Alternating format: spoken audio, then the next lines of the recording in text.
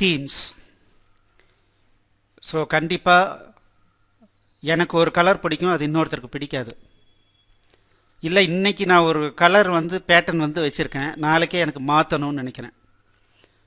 திடீர்னு அடடா முன்னால் இருந்ததே பரவாயில்லையான்னு நினைக்கலாம். ஸோ அப்போது என்னுடைய பேஜஸில் நான் அப்ளை பண்ணுற கலர், ஃபாண்ட்டு இதெல்லாம் நானே மாறுவேன், எனக்கு தகுந்த மாதிரி மாறணும். அதே சமயத்தில் இதுக்கு முன்னால் என்ன நான் தீம் வச்சுருந்தேனோ அதுக்கு எப்போனாலும் போயிட்டு வர்றதுக்கு எனக்கு ஒரு சான்ஸ் இருக்கணும். அப்போ தான் என்னால் சேஃபாக ப்ளே பண்ண முடியும். ஸோ அந்த கான்செப்டை கொண்டு வர்றதுக்காக தான் என்ன பண்ணாங்கன்னா தீம்ஸ் அப்படின்னு சொல்லிட்டு ஒரு கான்செப்டை இதில் கொண்டு வந்திருக்காங்க. இது ரொம்ப ரொம்ப சுலபம், ரொம்ப ரொம்ப சுலபம். இதுக்கு நான் என்ன பண்ணுறேன் பாருங்க. இப்போ இதை நான் ரன் பண்ணுறேன். நம்மளுடைய பேஜ் எப்படி வருது பாருங்க, இந்த மாதிரி வருது இல்லைங்களா? ஸோ இதுக்கு இந்த மாதிரி வர்றதுக்கு உண்டான மெயின் காரணம் என்னன்னு பார்த்தீங்கன்னா இந்த சிஎஸ்எஸ், இந்த சைட் டாட் சிஎஸ்எஸ். இப்போ நான் என்ன பண்ணுறேன், இந்த சைட் டாட் சிஎஸ்எஸ்ஸை கமெண்ட் பண்ணுறேன். இதை செலக்ட் பண்ணி இங்கே பாருங்கள், இது கமெண்ட் பண்ணனா இதுதான் ஏஎஸ்பி டாட்னுடைய கமெண்டிங் ஃபார்மேட். ஸோ இது கமெண்ட் பண்ணிவிட்டு இப்போ நான் ரன் பண்ணுறேன், என்ன ஆகுதுன்னு பார்க்கலாம். பாருங்கள், ஸ்டைல் அப்ளை ஆகலை, கசாம்சான்னு வந்திருக்கு. ஓகே, இப்போ நான் என்ன பண்ணுறேன் அப்படின்னா இந்த ஸ்டைலை இங்கே சைட் டாட் சிஎஸ்எஸ் இருக்கு இல்லைங்களா, இதை என்ன பண்ணுறேன்னா add new folder ASP.NET folder தீம்னு ஒன்று இருக்கு பாருங்க. addல ASP.NET folder, இதெல்லாம் ப்ரீடிஃபைன்டு ஃபோல்டர். அதில் போய் தீம்னு கிளிக் பண்ணுறேன்.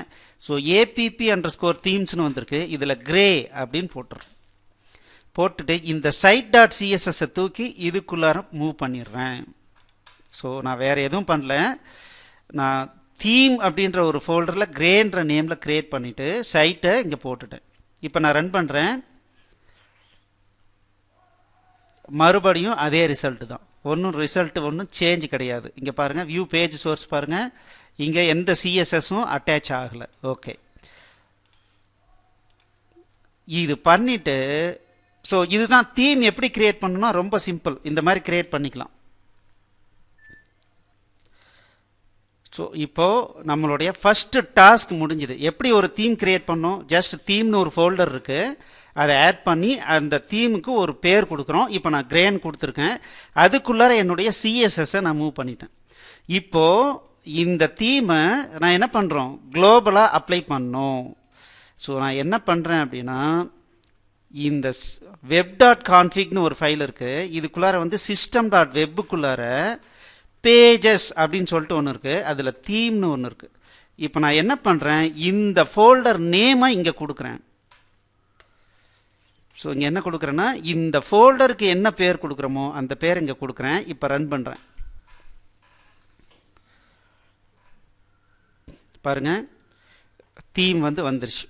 இப்போ பாருங்களேன், வியூ பேஜ் சோர்ஸ் கொடுக்குறேன். இங்கே என்ன வித்தியாசம்னு பார்த்தீங்கன்னா இந்த சைட் டாட் சிஎஸ்எஸ்க்கு உண்டான லிங்கை ஆட்டோமேட்டிக்காக எடுத்துகிட்டு வந்துருச்சு. இதுதான் ப்ரீ யூனிட் ஈவெண்ட்டில் ரன் ஆகுது. ப்ரீ யூனிட் ஈவெண்ட்டில் என்ன பண்ணுன்னா, நான் தீம் ஸ்பெசிஃபை பண்ணியிருந்தேன்னா இங்கே ஒரு சிஎஸ்எஸ் தான் இல்லை, இந்த இடத்துல பார்த்தீங்க அப்படின்னா நான் ஒரு சிஎஸ்எஸ் தான் இருக்கணுன்றது இல்லை, 4 சிஎஸ்எஸ் 10 சிஎஸ்எஸ் வச்சுருந்தாலும் சரி அது எல்லாம் இங்கே அப்ளை ஆகிடும், ஆட்டோமேட்டிக்காக அப்ளை ஆகிடும். இதுக்குள்ளார நான் இமேஜஸ் போட்டு அந்த இமேஜஸை சிஎஸ்எஸ்லேருந்து ரெஃபர் பண்ணியிருந்தா ஸோ எல்லாமே பைண்டிங் பண்ணிக்கலாம், எல்லாமே நடக்கும்.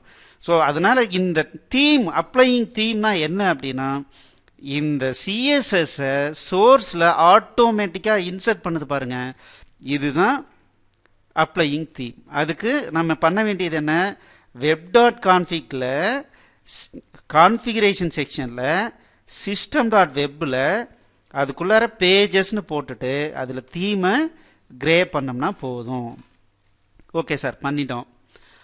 இப்போது எனக்கு கிரே வேண்டாம், ப்ளூ கலரில் ஒரு தீம் கிரியேட் பண்ணோம். அப்போ என்ன பண்ணும், ரைட் கிளிக் பண்ணுங்கள், ஆட் பண்ணுங்கள், ASP.NET ஃபோல்டர் வாங்க, தீம் வாங்க. என்ன தீமு, சரி ப்ளூன்னு ஒரு தீம் வைக்கிறேன். இந்த ப்ளூ தீமில் என்ன பண்ணுறேன்னா இதை அப்படியே காப்பி பண்ணி இங்கே பேஸ்ட் பண்ணிக்கிறேன்.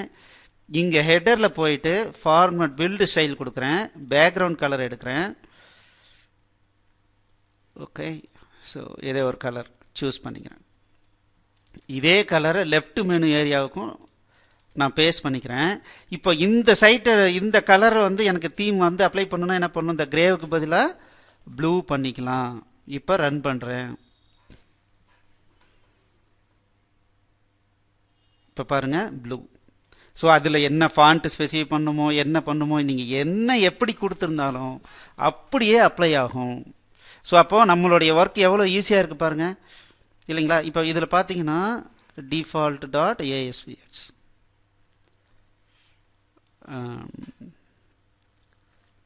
சர்வீசஸ் டாட் ASPX இங்கே பாருங்கள். எனக்கு வந்து இப்போ என்ன பண்ணுன்னா இந்த சர்வீசஸ் டாட் ASPXக்கு இந்த தீமை நான் மாற்றணும். எப்படி மாற்றுறது? ஸோ அதுதான் அடுத்த கொஷின். ஒரு பர்டிகுலர் பேஜுக்கு எனக்கு வேறு தீம் மாற்றணுன்னா என்ன பண்ணணும் அப்படின்னா, அந்த பேஜுக்கு வரணும்.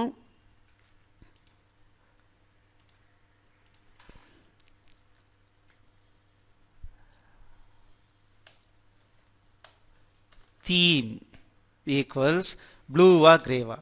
சர்வீசஸ்க்கு மட்டும் எனக்கு கிரே அப்ளை பண்ணுன்னு சொல்கிறேன்.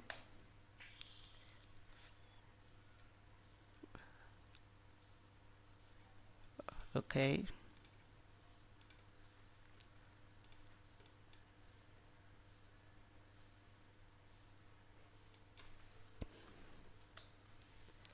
பாருங்க இந்த பேஜுக்கு மட்டும் ஸோ கிரே அப்ளை பண்ணிக்கலாம். நான் ஓவர் ரைட் பண்ணிக்கலாம் பாருங்க. அதே மாதிரி denying theme for a particular page. இப்போ ஓவராலாக எனக்கு தீம் அப்ளை ஆகிருக்கு. எனக்கு தீம் அப்ளை பண்ண வேண்டாம், எனக்கு இந்த பேஜுக்கு தீமே வேண்டாம், என்ன வருதோ அதை அப்படியே டிஸ்பிளே பண்ணுங்க அப்படின்னு சொல்கிறதுக்கு எனேபிள் தீமிங் ஈக்குவல்ஸ் ஃபால்ஸ்னு கொடுத்துட்டேன் அப்படின்னா இந்த பேஜுக்கு எனக்கு தீமே அப்ளை ஆகாது.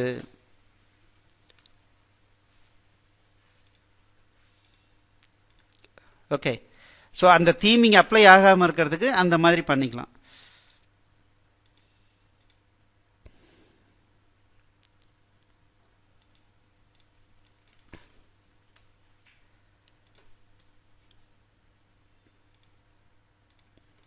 சரி, அதே மாதிரி ஒரு பர்டிகுலர் கண்ட்ரோலுக்கு நான் வந்து தீம் அப்ளை பண்ண வேணாம்னா அதுவும் அந்த மாதிரி பண்ணிக்கலாம். ஒரு பர்டிகுலர் கண்ட்ரோலில் போனீங்கனாலும் எனேபிள் தீமிங்னு இருக்கும், அதை ஃபால்ஸ் பண்ணிங்கன்னா அது அந்த தீம் வந்து அதுக்கு அப்ளை ஆகாது. ஸோ இப்போது தீம் அப்படிங்கிறது very simple concept, very very simple concept. என்னென்னா நான் சிஎஸ்எஸ்க்கு மேனுவலாக நான் லிங்க் ஒவ்வொரு பேஜ்லையும் கொடுக்கறதுக்கு பதிலாக நான் ஒரு பர்டிகுலர் பிளேஸில் வந்து நான் கொடுத்துட்றேன். ஸோ இந்த இடத்துல ஒரு ஃபைல் ஒரு சிஎஸ்எஸ் தான் இருக்கணுன்றது இல்லை, you can have any number of CSS.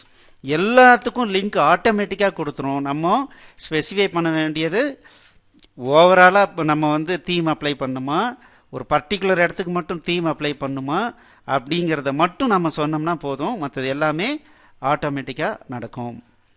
So இது உங்களுக்கு புரிஞ்சிருக்கும்னு நினைக்கிறேன். ஜஸ்ட் ஒரு முறை ட்ரை பண்ணி பாருங்கள். தேங்க்யூ.